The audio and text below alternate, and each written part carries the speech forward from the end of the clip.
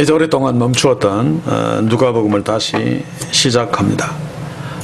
오늘 본문이 누가복음 12장 13절에서 15절인데 오랜 공백이 있었기 때문에 적어도 바로 그 앞에 본문은 한번 보고 가야 되겠다 싶어서 오늘 12장 8절에서 12절을 제가 한번 읽겠습니다. 내가 또한 너에게 말하노니 누구든지 사람 앞에서 나를 시인하면 인자도 하나님의 사자들 앞에서 저를 시인할 것이요 사람 앞에서 나를 부인하는 자는 하나님의 사자들 앞에서 부인함을 받으리라. 누구든지 말로 인자를 거역하면 사심을 받으려니와 성령을 모독하는 자는 사심을 받지 못하리라. 사람이 너희를 회당과 정사 잡은 이와 권세에 있는 이 앞에 끌고 가거든 어떻게 무엇으로 대답하여 무엇으로 말할 것을 염려하지 말라. 마땅히 할 말을 성령이 곧 그때에 너에게 가르치시라 하시니라. 자, 바로 앞에 이 말씀은 주 예수 그리스도를 세상에서 우리 그리스도인들이 살면서 인정하느냐 부인하느냐의 문제를 다루고 있죠. 자, 그런데 주 예수 그리스도를 세상 앞에서 시인하고 부인하는 문제는 결국 나냐 하나님이냐 라고 하는 문제입니다. 오늘 본문에서 보시겠습니다마는 나를 나의 탐심으로부터 지켜내지 못하면 세상 앞에서 나를 지키기 위해서 예수님을 부인할 수밖에 없습니다. 반대로 세상에서 사는 내가 나의 탐심으로부터 나를 지켜내면 내가 하나님의 영광을 위해서 주를 시인하며 나를 그냥 내어놓을 수 있죠.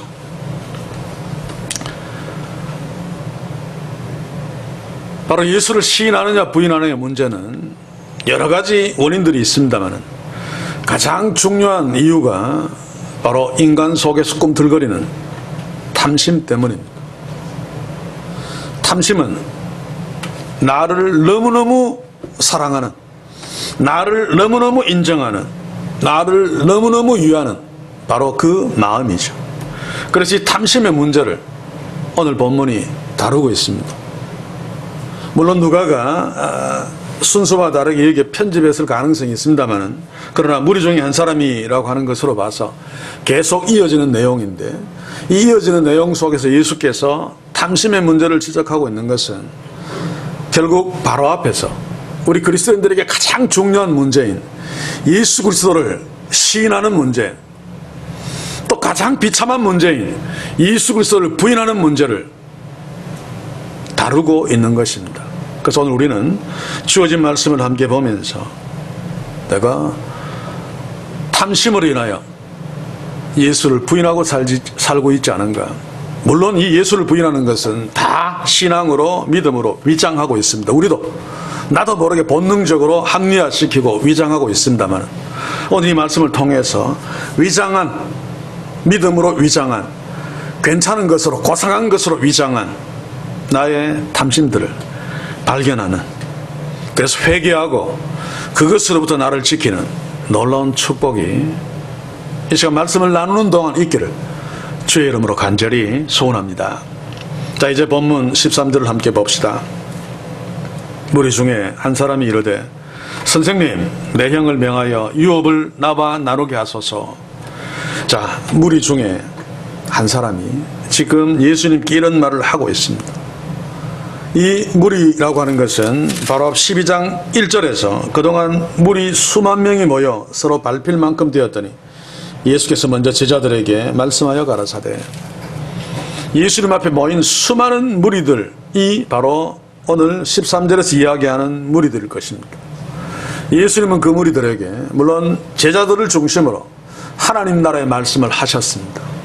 그 말씀의 핵심 내용이 예수를 시인하느냐 부인하느냐의 문제죠. 자, 그런데 예수님께서 이 말씀을 열심히 가르치셨는데 이 말씀을 듣던 무리 중에 한 사람이 지금 예수님께 선생님 내 형을 명하여 유업을 나와 나누게 하소서 라고 말하면서 유산 분할 문제를 예수님께 요청하고 있습니다.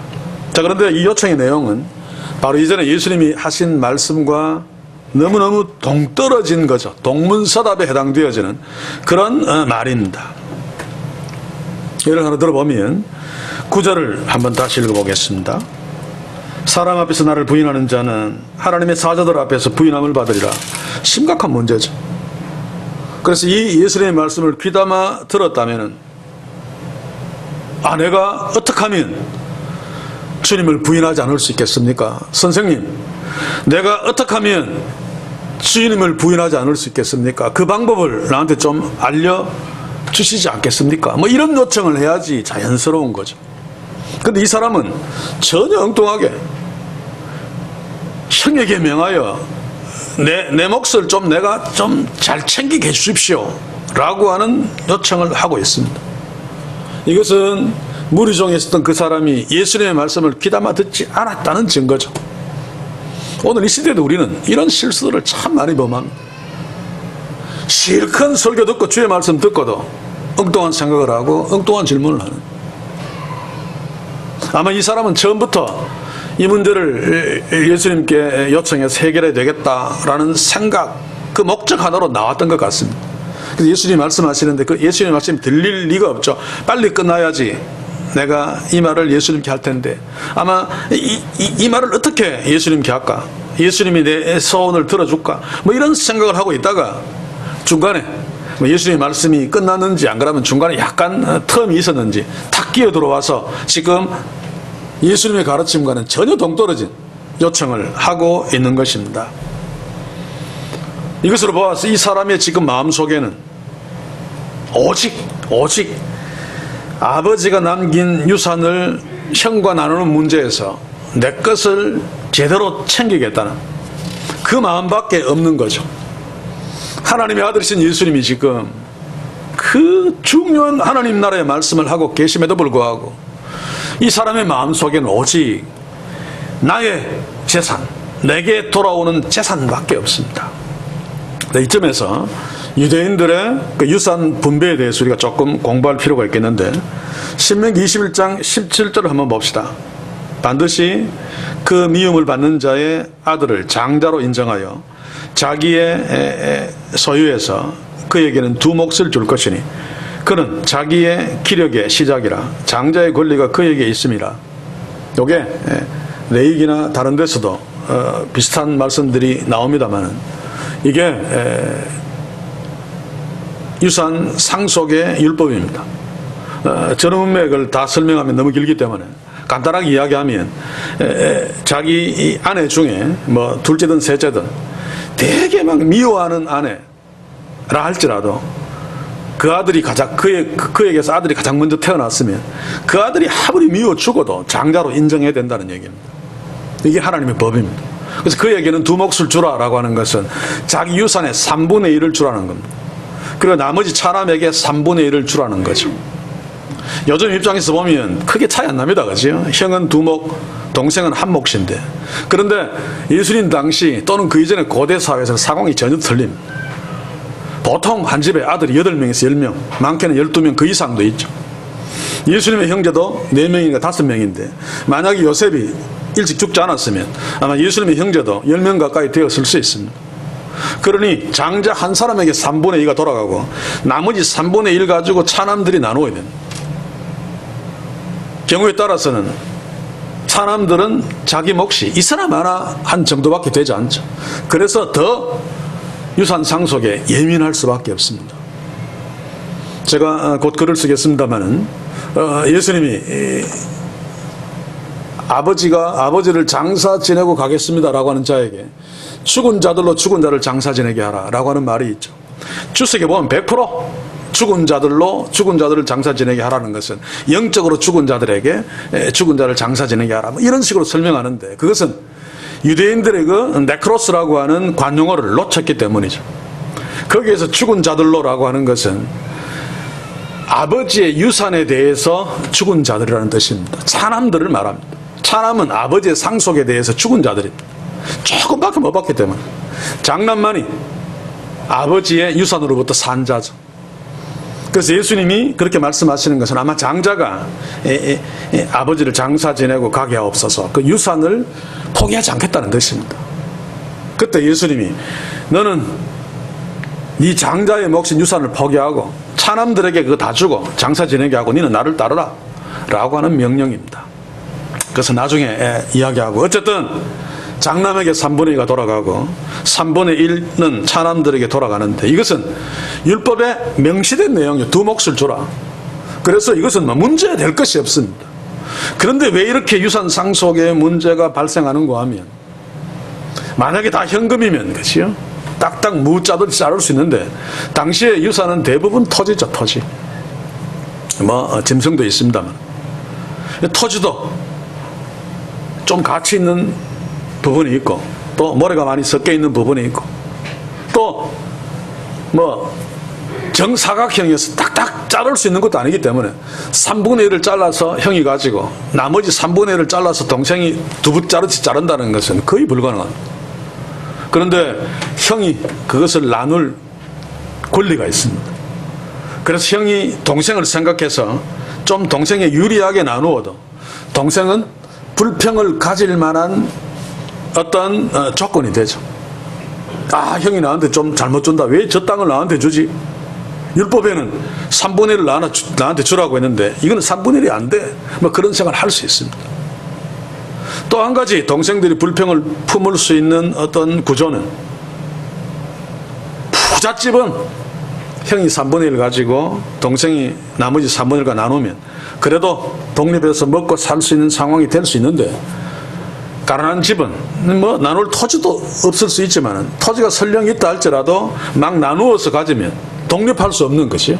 코딱지만한 땅에 농사 지을 수도 없고 그렇기 때문에 상당수 대부분의 서민들은 아버지가 죽으면 재산을 율법대로 나누어야 되는데 나누지 않습니다. 나눌 수 없습니다. 그러면 못 사니까. 그래서 형에게 다 속한 그 전체를 그냥 두고 동생들은 거기에 붙어서 같이 사는 거죠. 그중에 일부는 내 몫이다라고 하는 것을 내 몫이지만 나누지 아니하고 자 그렇게 10년 15년 살다 보면 재산이 좀 불어납니다. 땅도 좀 더 사고 양도 좀 짐승도 많이 늘어나고 그래서 그중에 한 동생이 이제는 나는 독립하고 싶다 나누어 달라 라고 할 적에 나누기가 쉽지 않죠. 재산이 이만큼 불었는데 그 불은 재산에 대해서 동생이 기여한 몫이 얼마인가 계산하기 어렵습니다. 그렇죠? 부부간에 요즘 이혼할 적에 그 재산 분할 문제가 이혼의 가장 핵심적인 문제가 되죠. 아내가 얼마나 재산 증식에 기여했는가 그거 참 애매합니다. 당시에는 더 했겠죠. 그렇죠? 그래서 재산을 율법대로 나눈다는 것은 쉽지 않은 문제고 형이 나누기 때문에 동생들은 거의 대부분 불평불만을 가질 수밖에 없는 구조인데 그런데도 고대 사회에서는 동생이 형한테 불평불만이 있어도 대부분 그대로 수용합니다. 아버지가 죽으면 형이 아버지의 권위를 갖고 있기 때문에 그래서 제가 책을 읽어보니까 언제부터인가 예수님 당시에 좀 심해지기 시작했겠죠. 이 재산 분배 문제가 소송으로 이어지는 지금 예수님 앞에 들고 나온 것은 랍비에게 민사소송을 거는 겁니다. 사실 판결해서 자기 몫을 챙기려고 하는 이런 일들이 빈번하게 일어나기 시작했다고 합니다. 그만큼 타락에 가는 증거겠죠. 자 그런데 오늘 이 케이스도 아마 재산 분배에 대한 소송이 빈번해지고 있는 상황에서 예수님께 들고 나온 문제라고 여겨집니다. 어쩌면 이 사람은 재산 분할 문제를 놓고 자기 동네 가까이에 랍비들이 이런 것들을 합니다. 형사 문제는 재판관이 합니다만 이건 민사 문제죠. 랍비들이 해주는데 랍비에게 부탁했다가 마음에 안 드니까 또 이 랍비에게 부탁했다가 마음에 안 드니까 어느 날 예수님이라고 하는 랍비는 참 사랑도 많고 약자를 위하고 그래서 아마 네가 그분한테 들고 나가면 네한테 유리하게 판결해 줄 거야 라고 하는 어떤 사람의 충고를 듣고 아마 그 문제를 가지고 예수님께 멀리 있었을지도 모르는데 왔을 것이라고 여겨집니다. 그래서 예수님이 말씀하실 때 그것만 이렇게 갖고 있다가 말씀이 끝나자마자 형에게 명하여 내 소유를 내가 제대로 챙길 수 있게 주옵소서라고 요청하고 있죠. 그게 14절입니다. 13절 후반부입니다. 그렇죠? 자, 그런데 예수님은 그의 요청을 단호히 거절합니다. 그리고 14절에서 이렇게 말씀하십니다. 이 사람아, 누가 나를 너희의 재판장이나 물건 나누는 자로 세우느냐. 헬라 원문에 보시면 14절에 그러나로 시작합니다. 이런 것은 밝혀놓는 것이 좋죠. 왜냐하면 앞에 그 사람이 예수님께 요청한 것을 지금 예수님이 단호하게 부정적으로 반응을 하고 있다는 한 표시가 드러납니다. 그렇죠? 그러나 이르시되 이 사람아 라고는 또 마찬가지죠. 이게 어떤 뉘앙스인가 하면 우리로 친다면 아이고 이 인간아 라고 하는 부정적인 뉘앙스의 예수님의 반응입니다. 그래 놓고 뭐라고 말씀하십니까? 누가 나를 너희의 재판장이나 물건 나누는 자로 세우느냐. 사실 예수님은 당시에 랍비였기 때문에 이런 일들을 하는 자입니다. 사실은. 그러나 그래도 불구하고 이런 말씀을 하시면서 네가 나를 오해하고 있다라고 하는 말이죠. 너는 나를 잘못 생각해도 너무나 잘못 생각하고 있어 라고 하는 말씀이 바로 이 말씀입니다. 자, 그리고 예수님은 계속 말씀을 이어갑니다만 사실 예수님은 사랑 많으신 분이죠.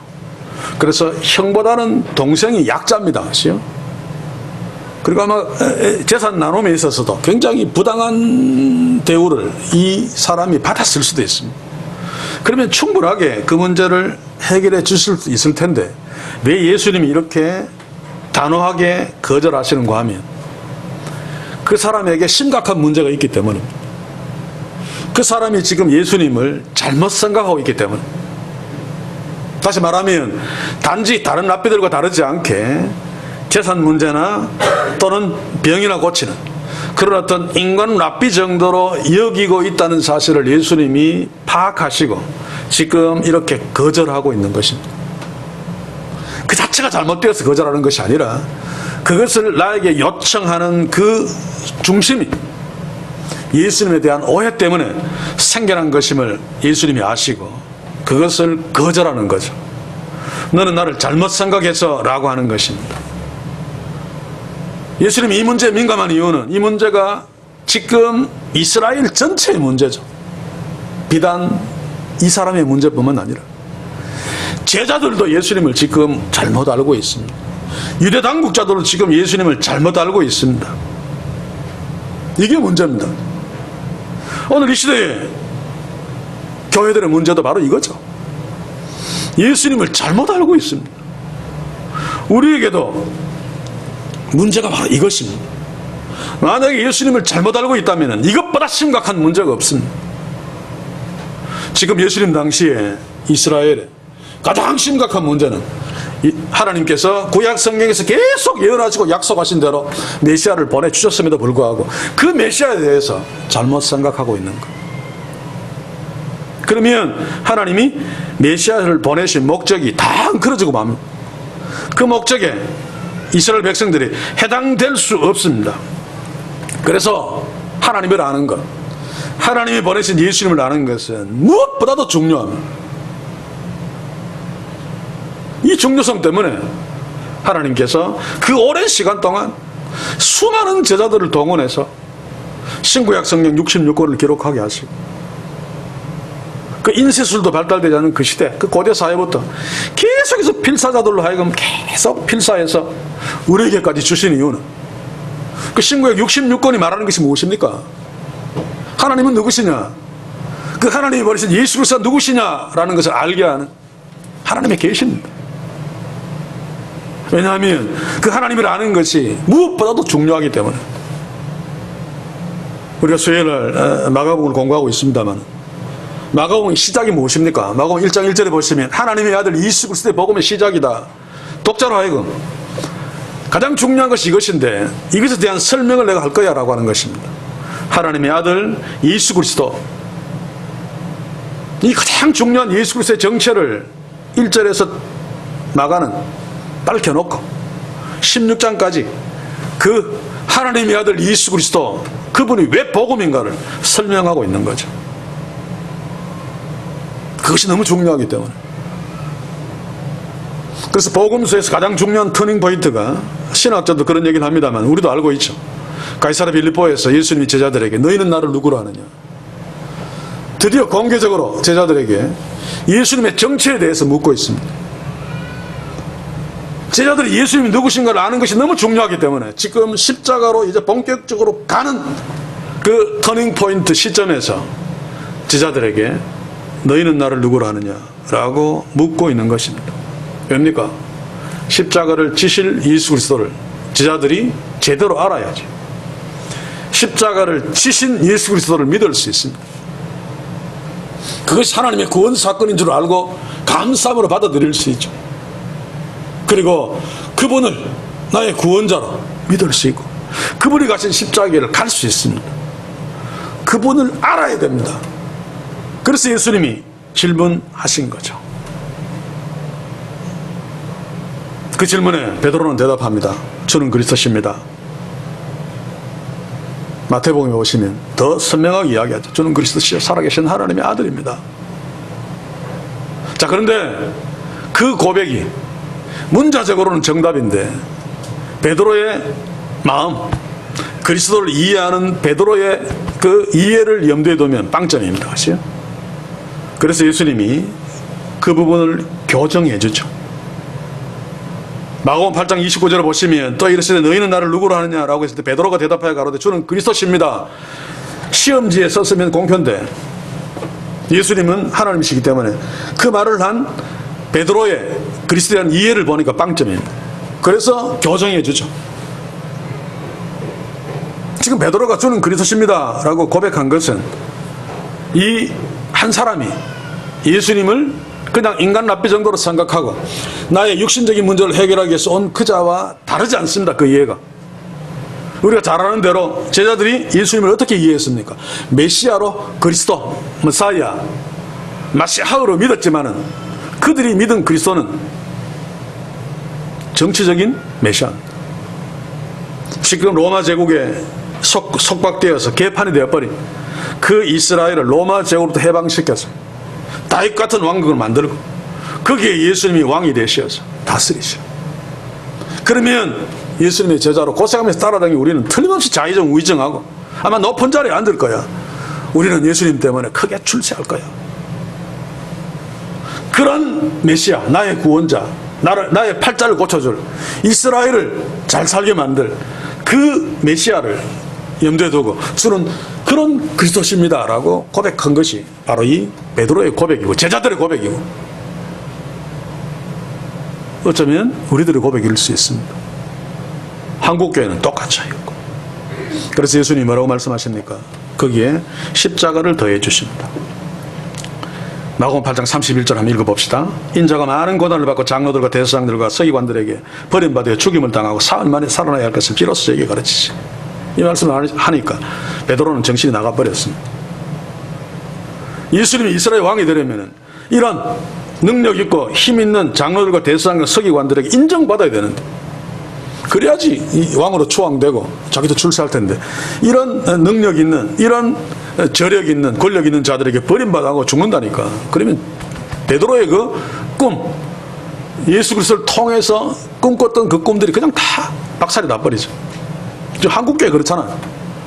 세상에서 권력 있고 힘 있는 정부, 나라 이런 데 잘 보여야지 한국교회가 마치 주의를 잘할 것처럼 생각합니다만 그러나 그것은 전혀 그렇지 않습니다. 베드로와 똑같이 예수 그리스도를 이해하고 있기 때문에 그렇습니다.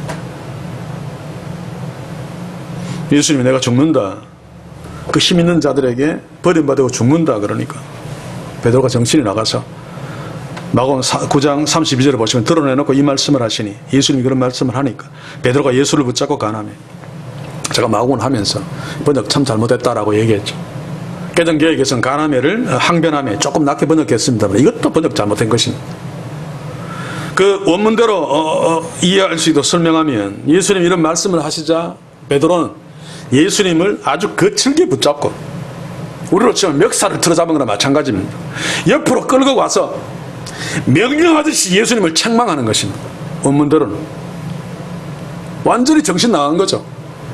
왜 이렇게 정신 나갈 수밖에 없었던가 하면, 지금까지 고생하면서 따르면서 예수님은 나를 출세시켜 줄 육신적인 메시아, 정치적인 메시아로 굳게 믿었는데 죽는다고 하니까 다 끝나버리니까, 야 이 새끼야 너 미쳤나, 뭐 이런 뉘앙스입니다. 그러니 예수님이 베드로를 향해서 이 마귀 새끼야 라고 책망할 수밖에 없었던 거죠. 마가복음 8장 33절 한번 읽어봅시다. 예수께서 돌이켜서 제자들을 보시며 베드로를 꾸짖어 가라사대, 사단아 내 뒤로 물러가라. 네가 하나님의 일을 생각지 아니하고 도리어 사람의 일을 생각하는도다. 베드로가 왜 이렇게 예수님께 사탄이라고 하는 책망을 받았을까요? 예수님이 그 이유를 말씀하셨죠. 하나님의 백성임에도 불구하고 하나님의 일을 생각지 아니하고 사람의 일을 생각했기 때문이라는 것입니다. 베드로는 하나님이 보내신 메시아에 비추어서 자신의 일, 사람의 일을 생각했기 때문, 다시 말해서 하나님이 보내신 예수 그리스도를 오해했기 때문에 생겨난 비극이고 마귀짓을 할 수밖에 없는 그런 결과였죠. 오늘 본문에서 재산 분할 문제를 예수님께 가지고 와서 요청한 이 자도 베드로와 다르지 않게 예수님을 오해했기 때문에 예수님이 이 사람아, 네가 나를 이 정도로 생각하고 있느냐 라고 하면서 그 요청을 거절하시고 탐심 이야기를 하고 계시는 것입니다. 만약 이 사람이 하나님의 백성, 유대인은 하나님의 백성이죠. 이스라엘 백성답게 하나님의 영광을 그래도 조금 염두에 두었다면, 설령 형이 재산 분할 문제를 부당하게 자기한테 그렇게 했다 할지라도 이 사람은 그 문제를 예수님께 가지고 와서 민사소송하지 않았을 것입니다. 하나님의 일을 먼저 생각했으면. 왜입니까? 하나님은 하나님의 자녀 한 사람이 좀 재산 더 많이 갖는 것보다 자신의 형과 우애 있게 아름답게 가족의 관계를 유지하고 사는, 다시 말해서 자기의 형이 사랑하는 이웃으로 존재하는 것, 이게 하나님이 더 귀하게 여기는 일입니다.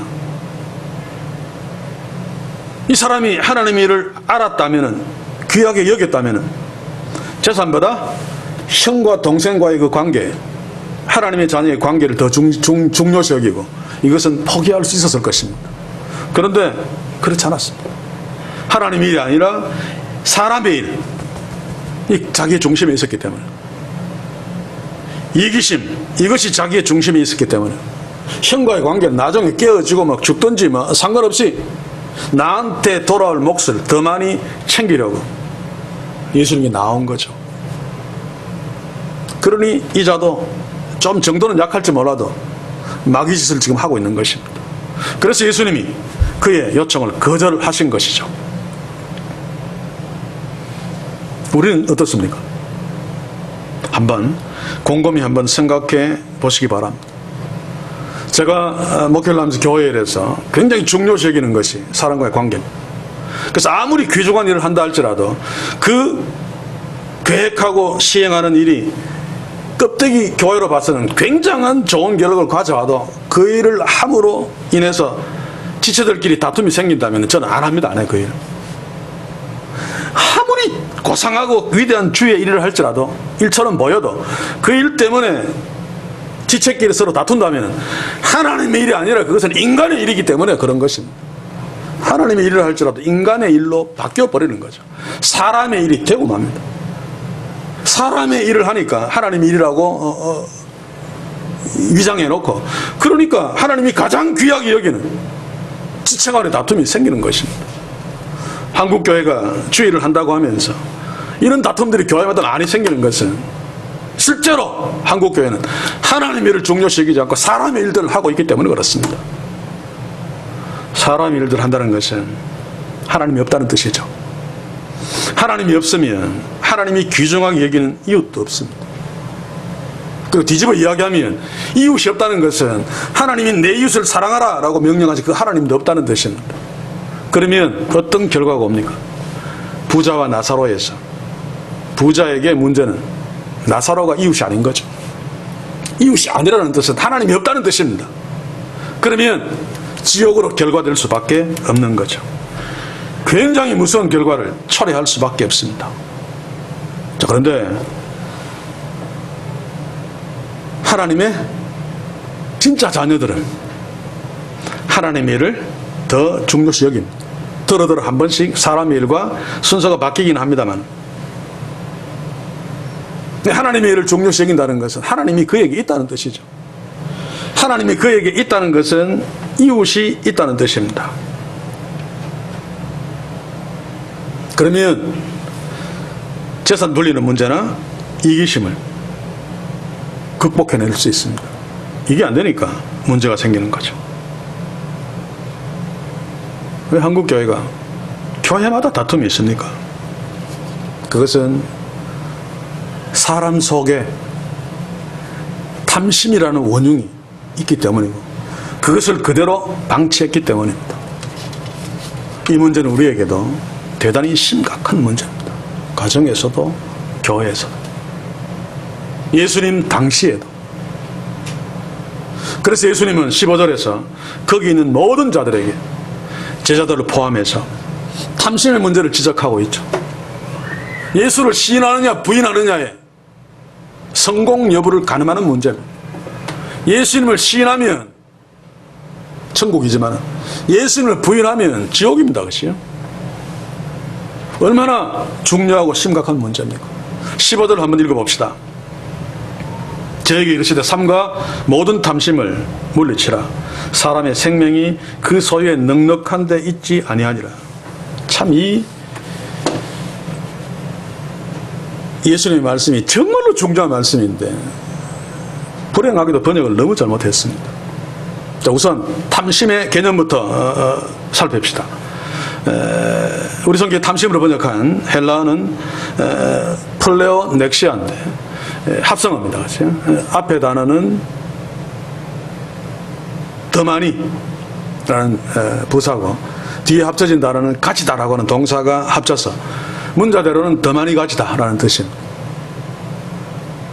다시 설명하면 자신에게 주어진 자신의 그 수준을 넘어서 더 많이 가지려고 하는 욕망.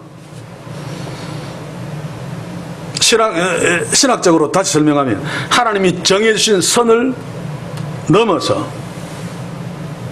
더 많은 것을 가지려고 하는 욕망. 하나님이 정해주신 선을 넘으면 사람의 일이 되고 마는 거죠.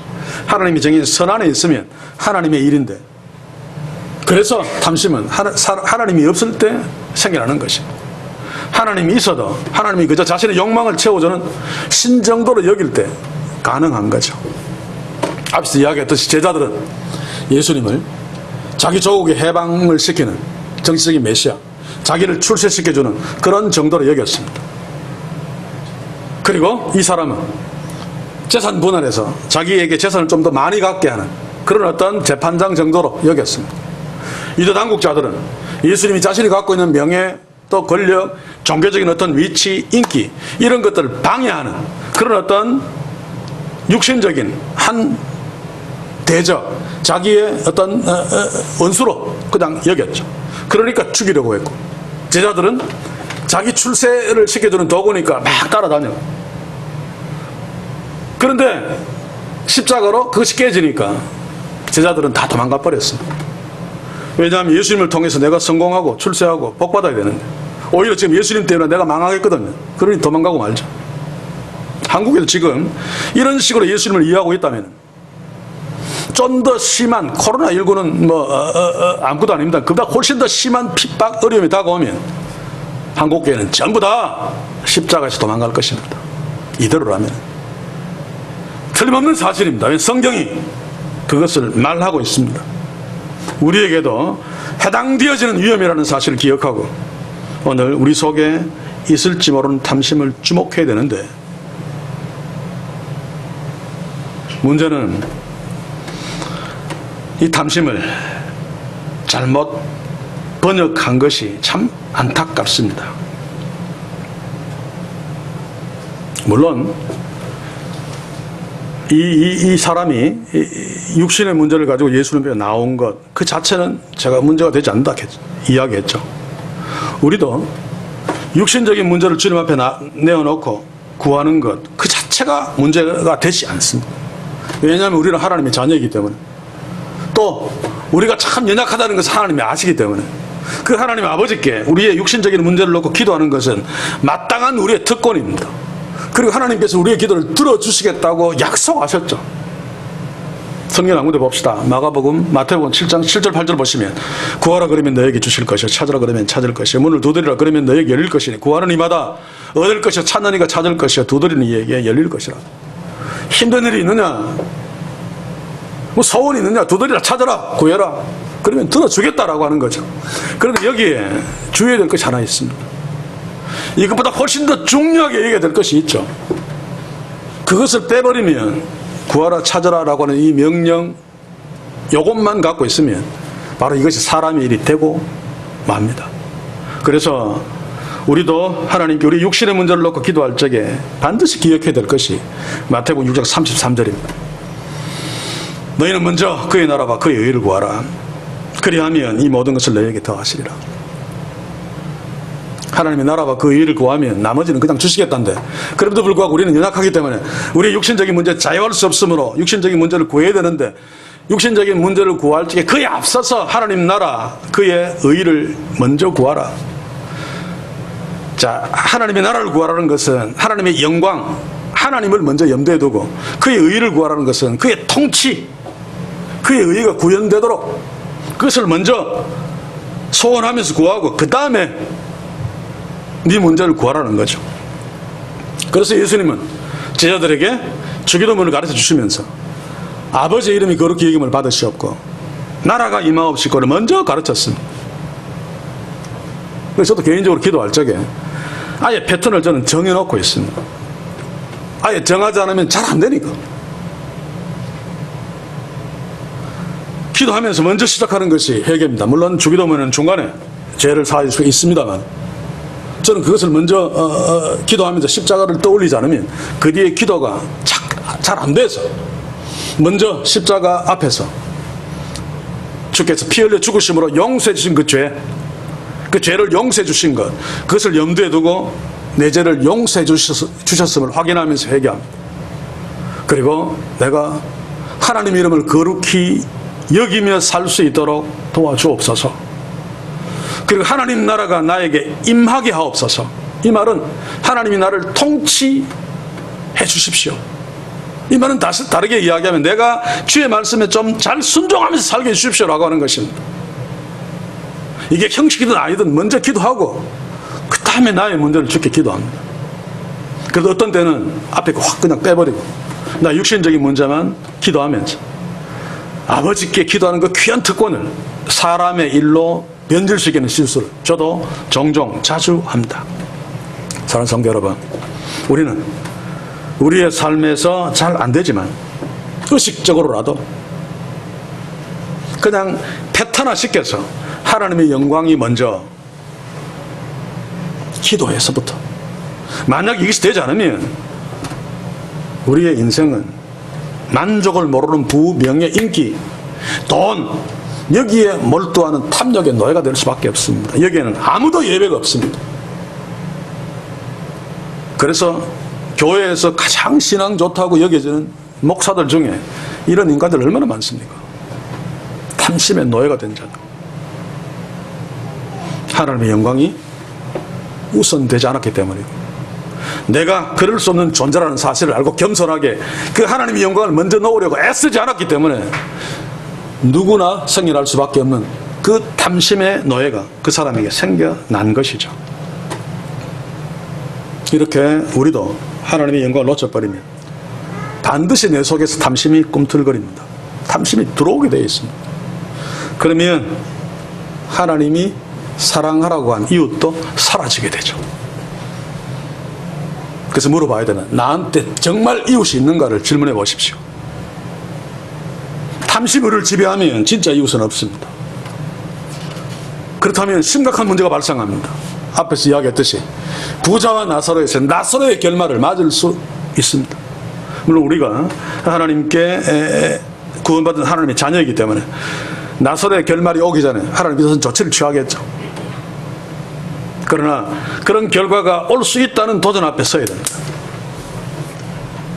오늘 예수님께 나온 이 사람은 바로 이 하나님의 영광을 놓쳤죠. 그래서 재물에 대한 탐심이 그를 지배했습니다. 그러므로 자기한테 가장 가까운 형을 민사소송하고 형과의 관계보다 자신의 재산이 훨씬 더 중요한 문제가 되고 말았죠. 사실 굉장히 불쌍한 사람입니다.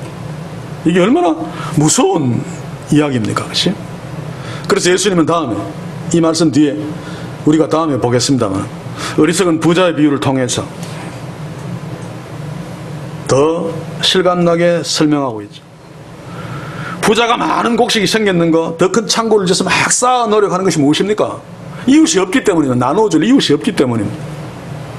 이웃이 없다는 것은 하나님이 없다는 거죠. 그에게 하나님이 없으니까 하나님은 그를 창고도 짓기 전에 생명을 그날 저녁에 취해서 지옥으로 던져버렸습니다. 이게 한국교회의 비극이 되지 않기를 원합니다. 이게 우리의 비극이 되지 않기를 원합니다. 그래서 우리는 탐심의 문제를 예수님이 가르치신 대로 잘 풀어나가야 되는데 오늘 이 번역이 너무 엉터리입니다. 삼가 탐심을 물리치라. 잘 보십시오. 삼가라고 하는 거 제가 사전을 찾아보니까 겸손하고 조심하는 마음으로 정중하게 부사입니다. 그렇죠?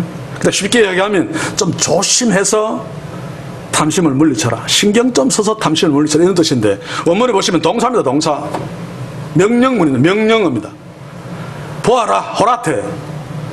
호라오라고 하는 보다라고 하는 동사의 명령형인데 호라오는 그냥 단순히 보다, lookat이 아니에요. 눈으로 그냥 단순히 보는 것이 아니라 생각하면서 신경 쓰면서 관심을 가지고 조심하면서 주의하면서 보는 거. 관찰하다 이런 거죠. look into 또는 see 해도 되고 watch 해도 될 것입니다. look at은 아닙니다. 왜 그래야 되는가 하면 탐심에 대해서 잘 살펴보아야지 그 탐심으로부터 자기를 지켜낼 수 있는데 여기에서 탐심을 물리치라라고 하는 말도 번역이 잘못되었습니다. 원문대로 그냥 직역하면 탐심으로부터 너 자신을 지켜라라고 하는 말입니다. 탐심을 물리쳐라와 탐심으로부터 자신을 지켜라라고 하는 것이 의미에 별 차이가 없는 것처럼 모두 엄청난 차이가 있습니다. 다시 설명하면 우리 인간은 하나님의 자녀라 할지라도 탐심을 물리칠 수 없습니다. 탐심으로부터 자기를 지킬 수는 있지만 탐심을 물리칠 수 없습니다. 이해가 잘 안 되죠, 그렇죠? 탐심을 물리치라는 명령은 그 사람한테 탐심이 들어왔다는 것을 전제하는 것입니다. 들어온 것 열심히 싸워서 밖으로 내쳐라는 거죠. 인간에게는 이것이 안 된다는 것입니다. 절대로 할 수 없는 것입니다. 그런데 예수님이 이런 불가능한 명령을 했다면 예수님은 어리석은 명령을 한 거죠.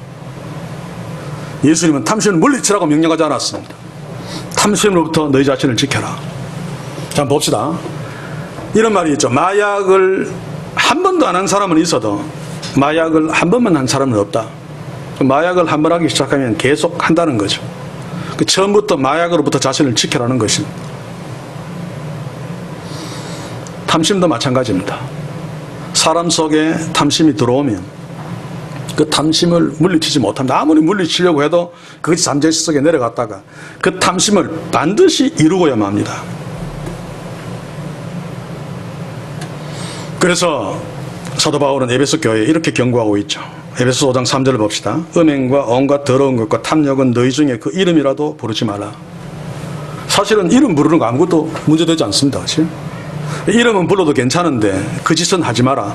이게 맞는 것처럼 보이는데 왜 이름이라도 부르지 마라 라고 하는 거 하면 아예 그것들 생각지도 말라. 그것으로부터 네 자신을 철저히 지켜라 라고 하는 것은 데살로니가 교회도 동일한 말을 하죠. 데살로니가 5장 22절을 봅시다. 악은 모든 모양이라도 버리라. 악의 모양은 문제가 되지 않습니다. 악의 그 알맹이가 문제지. 그래서 너희는 악의 모양은 가져도 괜찮은데 행동을 하지 마라.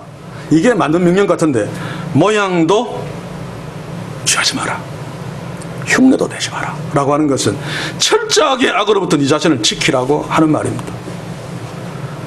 예수님이 간음의 죄를 어떻게 규정했습니까? 마음속에 품는 것도 간음이다 라고 했죠. 그 말은 철저하게 간음으로부터 네 자신을 지켜라는 얘기입니다. 들어오면 못 이깁니다. 범죄도 한번 보십시오. 그 어린아이를 그렇게 강제로 성폭행하고 말 안 들으면 죽이기까지 하는, 물론 이미 사이코패스는 어떻게 설명이 안 됩니다만, 나중에 보면 내가 왜 그때 그런 짓을 했는데 정신이 나갔어요. 제 정신이 아니에요. 얼마나 후회합니까? 인생 전체를 망쳐버리는데. 그러나 당시에 그 짓을 하고 싶은 탐심이 자기 속에 이미 들어왔기 때문에 못 떨쳐내는 거죠. 그래서 전 생애를 망쳐버린 짓을 하고 그 이후부터 인생을 완전히 망쳐버리게 하는, 더 이상 이웃이 아니기 때문에 그렇습니다. 탐심이 이렇게 무섭습니다. 그래서 탐심은 들어온 것을 물리치는 것이 아니라 아예 들어오지 못하도록 막아야 된다는 말입니다. 왜냐하면 들어오면 너무너무 무서운 결과를 초래하기 때문에, 그것을 인간이 막을 방도가 없기 때문에. 그 세상은 절대로 못 막죠. 하나님의 은혜로 막아야 되는데. 그래서 정치판에, 경제판에 진짜 이웃은 없습니다. 있는 것처럼 보여도 아닙니다. 아시죠? 왜입니까? 하나님이 없기 때문에. 그들은 이웃 사랑하지 않습니다. 그들이 추구하는 것은 자신의 탐심을 이루는 것. 그래서 세상은 탐심으로부터 자유하지 못합니다. 정치인들이 선거하면서 서울시를 위하는 것, 오만 소리 다 해도 결국 그것은 자기의 탐심을 이웃 사랑으로 위장한 것에 불과합니다. 왜냐하면 하나님이 없기 때문에 어쩔 수 없습니다. 하나님이 없는 교회도 마찬가지겠죠. 이번 코로나19 사태로 하나님이 없는 타락한 교회, 민낯 정체가 완전히 드러나지는 않았습니다만 부분적으로 까발려졌습니다. 이것은 이전부터 한국교회가 탐심으로부터 교회를 지켜내지 못했기 때문입니다. 그래서 탐심이 이미 교회 안에 들어왔기 때문입니다. 물론 계속 이것을 숨기기 위해서 하나님의 축복으로 변장시켰습니다만, 한번 보십시오.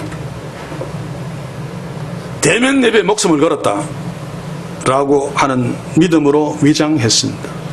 대면 예배에 목숨을 걸어야 된다. 사실 중요한 거죠. 그런데 대면 예배에 목숨을 거는, 그래서 하나님이 있는 교회는 반드시 이웃이 있습니다. 이웃은 다른 것으로 대체할 수 없죠. 짐승으로나 로봇으로 대체할 수는 없습니다. 그러나 대면 예배는 하나님이 전능하신 하나님이시기 때문에 우리의 중심만 잘 안 되지만, 그래도 막 애쓰고 노력해서 우리의 중심만 하나님을 예배하는 대로 서서 예배하면 됩니다. 그렇지요? 그래서 비대면 예배가 가능한 거죠. 그런데 이거는 안 되고 대면 예배를 해야 된다고 막 주장하면서 그것 때문에 이웃에게 코로나를 옮기고 이웃이 박살나게 만든다면 대면 예배에 생명을 걸었다라고 하는 것은 위장입니다. 병을 퍼뜨리는 것 신경 안 쓰는 이웃이 없는 것, 이게 증거죠.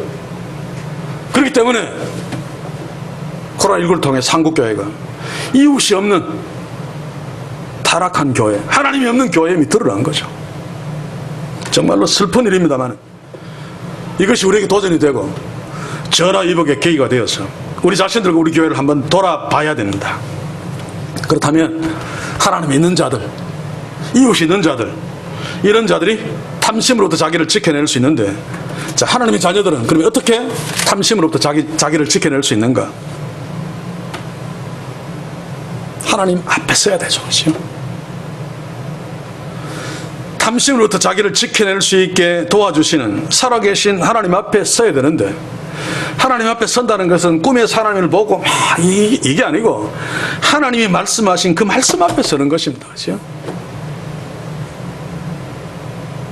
아이가 엄마 앞에 서도 엄마가 말하는 소리를 하나도 안 듣는다면 엄마 앞에 선 것이 아닙니다.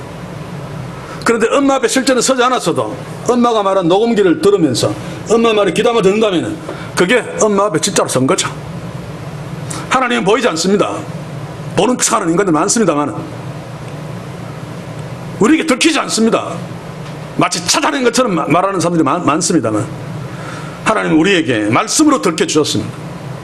그래서 말씀 앞에 설 때 하나님을 만날 수 있고 그 하나님을 인하여 탐심으로부터 자기 자신을 지킬 수 있습니다.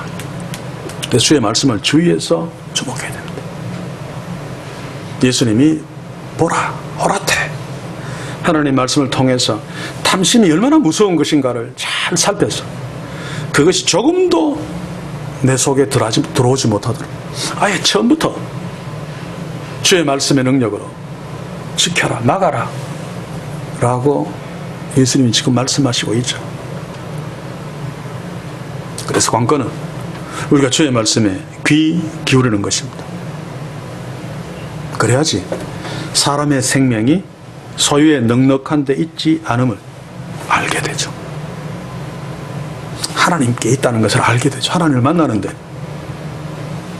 그런데 주의 말씀을 듣지 않으면 사람의 생명이 소유에 넉넉한 데 있다고 생각할 수밖에 없습니다. 그러면 끝나는 거죠.